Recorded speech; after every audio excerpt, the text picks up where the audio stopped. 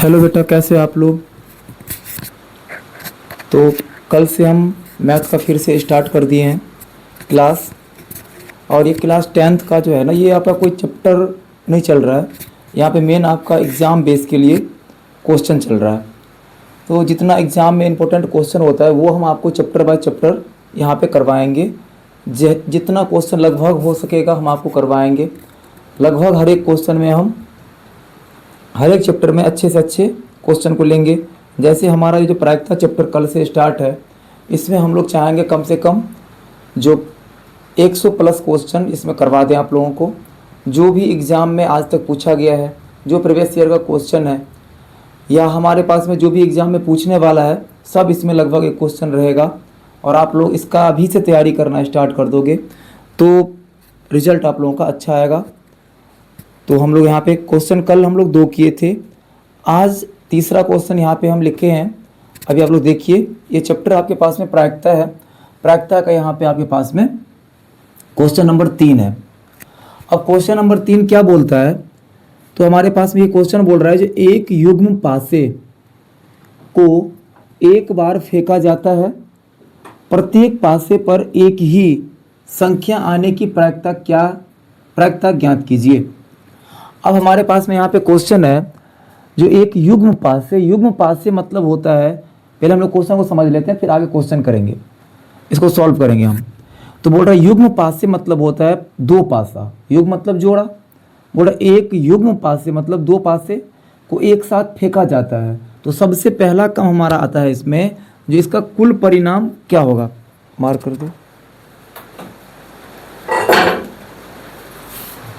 को दे दो। तो इसका यहाँ पे हमारे पास क्या होगा, कुल परिणाम। तो ये बोल रहा है कुल परिणाम सबसे पहले हम निकालने के लिए फॉर्मूला होता है। अभी तक हमारे पास में एक पासा था, तो हमें पता था जो एक पासे पे कितना डिजिट होता है, 6, 1 से लेके 6 तक। या कोई नंबर देगा तो कितना होगा, 1 से लेके 6 तक। अब हमारे पास में जब 2 पासे को एक साथ फेंकेंगे तो कुल कितना परिणाम बनेगा, कुल परिणाम, ये सबसे पहले हमें निकालना पड़ेगा। उसके बाद हम काम को आगे कर सकते हैं। तो हमारे पास में सबसे पहला काम हमारा है जो कुल परिणाम।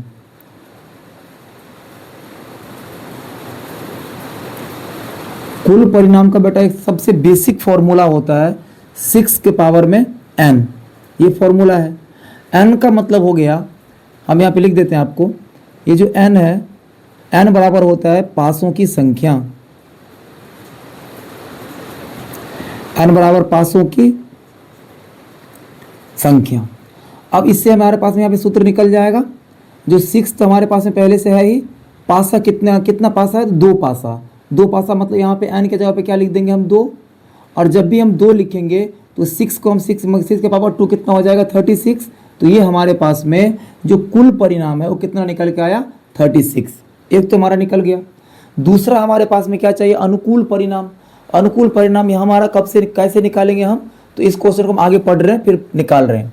क्वेश्चन में बोल रहा है, जो प्रत्येक पासे पर एक ही संख्या आने की प्रायिकता क्या होगी। एक ही संख्या मतलब क्या होता है, जैसे हम पासे फेंके, पहला पासे फेंके तो 2.5 हो जाएगा आपके पास में। ये पहला पासा फेंक दिया मैं। अब हमारे पास में फिर ये दूसरा पासा फेंक दिया, तो पहला पासा पे भी 4 आए, दूसरे पे भी 4 आ जाए। या पहला पासा फेंके, इस पे 2 आया, दूसरे को भी फेंके तो 2 आए। तो ये इसी को हम बोलते हैं प्रत्येक पासे पर एक ही संख्या आने की प्रायिकता। मतलब एक ही संख्या आ रहा है, दोनों पासे को फेंकने पर एक ही संख्या आएगा। तो ये कब कब हो सकता है, तो ये कब हो जाएगा, जब कोई पासा हम फेंक रहे हैं। जब हम कोई पासा फेंकते हैं तो यह क्या आ जाए आपके पास में, यहाँ पे हम लिख देते हैं पहले आपको अनुकूल परिणाम।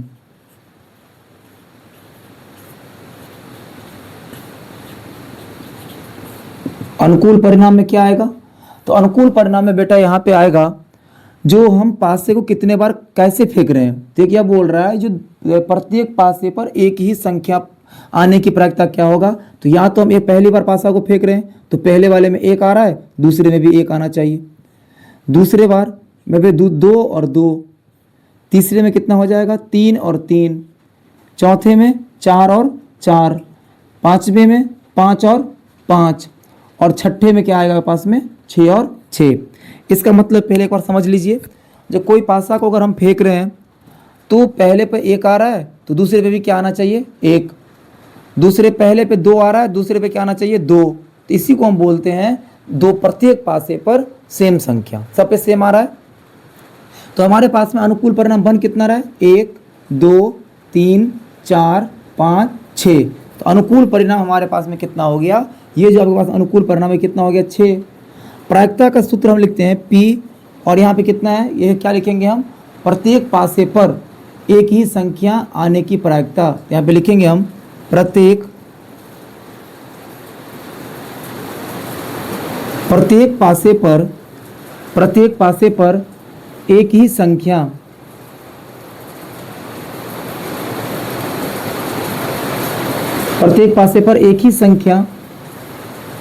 आने की प्रायिकता। तो हमारे पास में आने की प्रायिकता जो है, सबसे पहले इसका फॉर्मूला क्या होता है, अनुकूल परिणाम बट्टा में कुल परिणाम। तो अनुकूल परिणाम जो है, अनुकूल परिणाम बट्टा में क्या हो जाएगा, कुल परिणाम। अनुकूल परिणाम बट्टा में कुल परिणाम, हम दोनों चीज़ निकाल के रख लिए हैं। अनुकूल परिणाम हमारे पास में कितना आया है 6, अकुल परिणाम कितना हमारे पास में आया है 36, यहाँ पे 6 बट्टा में 36 हो गया। 6 के टेबल से ये कितने बार में कट जाएगा, एक बार में। 6 के टेबल कितने बार में कट जाएगा, ये 6 बार में। तो हमारे पास में यहाँ पे ये आंसर निकल के आ गया 1/6। तो ये हमारे पास में क्वेश्चन सॉल्व हो गया। इसमें बस एक ही 2 चीज़ यहाँ पे मेन समझने का था, कुल परिणाम।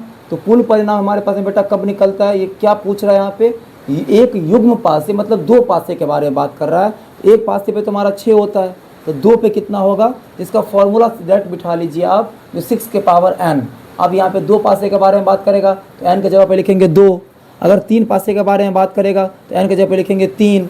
4 के बारे में बात करेगा तो n के जगह पे लिखेंगे 4। एक ही फॉर्मूला से आपके पास में कुल परिणाम तुरंत निकल जाएगा। अगर यहाँ पे एक पासे के बारे में बात करता तो हम n के जगह पे क्या लिखते 1, तो 6 के पावर 1 कितना हो जाएगा 6 हो जाता था। अब 2 के बारे में बात कर रहा है तो n के जगह पे क्या लिखेंगे हम 2, तो हमारे पास में कितना हो जाएगा ये 36। अब हमारे पास n बराबर क्या होता है, पासे की संख्या होता है। कुल पर अनुकूल परिणाम क्या लिखेंगे हम, दोनों पासे पे सेम संख्या आना चाहिए, तो दोनों पे या तो 1 आएगा फिर 1 आना चाहिए, 2 आएगा तो 2 आना चाहिए। ऐसे करके हमारे पास हम सभी पे लिख लिए 1 से लेके 6 तक। अब हमारे पास अनुकूल परिणाम बन कितना रहा है, तो 1 2 3 4 5 6 बन रहा है। तो यहाँ अनुकूल परिणाम हमारे पास में कितना हो गया 6। P मतलब हो गया आपके पास में ये प्रायिकता, प्रोबेबिलिटी। प्रत्येक पासे पर एक ही संख्या आने की प्रायिकता बराबर में क्या हो जाएगा, कुल परिणाम बट्टा में अनुकूल परिणाम बट्टा में कुल परिणाम। अनुकूल परिणाम कितना है 6, कुल परिणाम कितना है 36, तो 6 बट्टा में 36 हो गया। 6 के टेबल से दोनों कट गए, 6 के टेबल में 1 बार में, 6 के टेबल में ये 6 बार में। तो ये क्वेश्चन आपके पास में तीसरा नंबर क्वेश्चन यहाँ पे कंप्लीट होता है।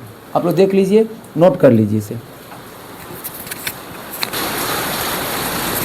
तो ये पहला तीसरा नंबर क्वेश्चन कंप्लीट कर लिए। अब चौथा नंबर क्वेश्चन देखिए। चौथा नंबर बोल रहा है जो एक पासा एक बार फेंका जाता है, अभी इस बार कितना पासा है, एक पासा है, तो एक पासा एक बार फेंका जाता है, निम्नलिखित को प्राप्त करने की प्रायिकता ज्ञात कीजिए। क्वेश्चन पहला, एक सम अभाज्य संख्या प्राप्त हो, 3 का एक गुणज प्राप्त हो। इसका मतलब पहले समझिए, हम एक पासे को फेंकेंगे तो हमारे पास में प्राप्त क्या क्या होगा, हमारे पास में प्राप्त होगा 1 2 3 4 5 6, इसी में से कुछ ना कुछ आएगा।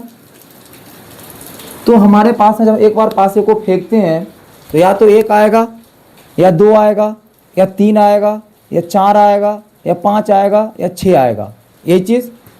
अब अगला चीज़, तो हम इससे में ये प्राप्त हुआ, जो सबसे पहला काम तुम्हारा यहाँ पे निकल गया, जो कुल परिणाम जो होगा वो 6 होगा। एक चीज़ हम समझ लिए अभी तक।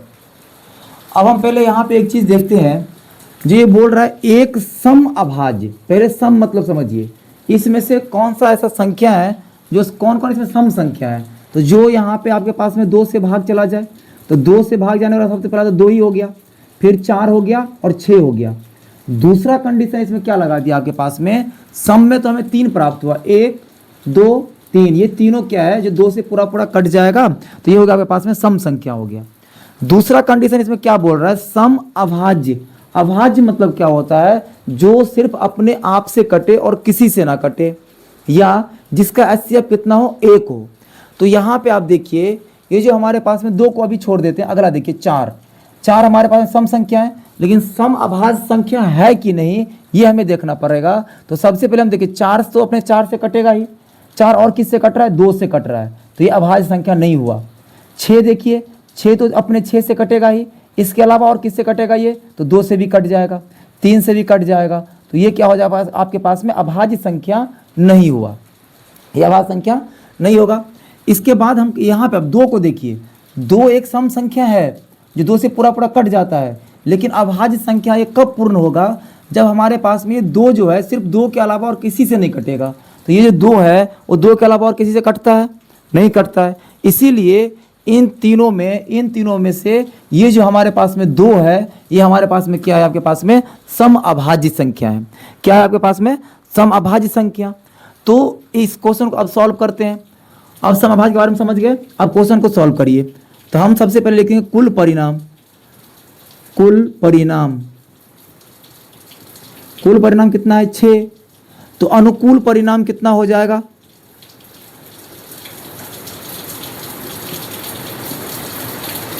अनुकूल परिणाम कितना है, इन 6 में से कितना है सम अभाज्य संख्या, तो एक ही है ये 2, तो अनुकूल परिणाम कितना हो गया 1, तो यहाँ पे लिखेंगे हम 1। अब बेटा वही फिर आप लगा दीजिए प्रायिकता का फॉर्मूला, P लिखेंगे और लिख देंगे एक सम अभाज्य संख्या, एक सम अभाज्य संख्या। अब एक सम अभाज्य संख्या हो गया तो यहाँ पे फॉर्मूला क्या हो जाएगा, अनुकूल परिणाम बट्टा में कुल परिणाम। तो अनुकूल परिणाम अभी तक हम सारा करते आ रहे हैं, तो आप लोग फॉर्मूला लिख लीजिएगा, हम अभी फॉर्मूला यहाँ पे नहीं लिख रहे हैं। तो क्या है यहाँ पे अनुकूल परिणाम, तो अनुकूल परिणाम हमारे पास में कितना है 1, और कुल परिणाम कितना हमारे पास में है 6, हो गया हमारे पास में आंसर। बस इसी का दूसरा क्वेश्चन पूछ रहा है, तो थोड़ा इसको समझ लेते हैं।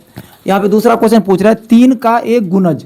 अब 3 का एक गुणज मतलब हुआ जो इस 6 जो यहाँ पे आपके पास में संख्या है, इसमें से 3 के मल्टीपल में या 3 से कटने वाला यहाँ पे कितना है, तो 3 से कटने वाला तो 3 है, और 3 से कटने वाला कौन सा आपके पास में 6 है, इसके अलावा तो और कोई नहीं है। तो हमारे पास में यहाँ पे कुल परिणाम तो इसके लिए भी यही रहेगा, ये वाला 6, और दूसरा क्वेश्चन के लिए अनुकूल परिणाम क्या हो जाएगा,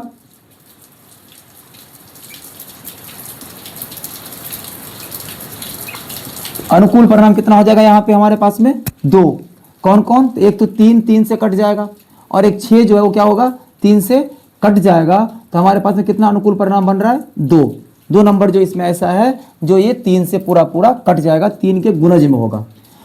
अब हमारे पास में 3 के गुणज मतलब क्या, 3 के मल्टीप्लाई में हो, 3 के टेबल में हो, तो 3 के टेबल में 3 है, 3 के टेबल में 6 है, इसके अलावा और कोई नहीं है, इसी को हम 3 के एक गुणज बोलते हैं। अब आगे यहाँ पे हम क्वेश्चन लिखेंगे, यहाँ पे सॉल्व में, तो P मतलब क्या होगा प्रायिकता, 3 का गुणज, घटना क्या है यहाँ पे 3 का एक गुणज, 3 का एक गुणज। तो यहाँ पे हमारे पास में आंसर कितना हो जाएगा, अनुकूल परिणाम, अनुकूल कितना हमारे पास में है 2, कुल परिणाम कितना हमारे पास में यहाँ पे, कुल परिणाम 6, तो हम यहाँ पे इसको लिखेंगे 6। तो 2 के टेबल में कितने बार में कट जाएगा ये, एक बार में, 2 के टेबल में कितने बार में कट जाएगा ये, 3 बार में। तो हमारे पास में कितना आंसर हो जाएगा 1/3 आंसर हो गया। तो ये हमारा यहाँ पे सॉल्व हो गया। तो इस क्वेश्चन को आप देख लीजिए और इसे नोट करिए, फिर देखते हैं। तो ये हमारे पास में ये चौथा नंबर क्वेश्चन कंप्लीट हो गया। टाइम कितना टाइम हो रहा है, 11:30। तो हमारे पास टाइम बहुत ज़्यादा हो गया है, अभी 11:30 बज गया। तो आज आप लोग बस ये 2 क्वेश्चन आज के लिए कर दिए हम, तो धीरे धीरे हम बढ़ाएंगे क्वेश्चन को, क्वेश्चन बहुत करना है, थोड़ा टाइम कम रहता है, इसीलिए आपके पास में ज़्यादा क्वेश्चन हम नहीं कर पाते हैं। धीरे धीरे हम क्वेश्चन की संख्या को बढ़ाएंगे। बेटा ये मेनली पर्पस जो हमारा है वो कोई भी बोर्ड हो, वो आपके पास में यूपी बोर्ड हो, बिहार बोर्ड हो, झारखंड बोर्ड हो, कहीं से भी कोई भी क्वेश्चन आएगा तो इससे आपको पास में ये जो आपके पास में जैसे चैप्टर है प्रायिकता, तो इसमें जितना आपको क्वेश्चन कराएंगे लगभग इसमें से इससे आगे आपके पास में क्वेश्चन नहीं पूछेगा, सारा क्वेश्चन इसी में से आ जाएगा। तो इस सभी क्वेश्चन को आप अच्छे से नोट करके और सही से बनाइए तो हमारा काम सही रहेगा। Thank you.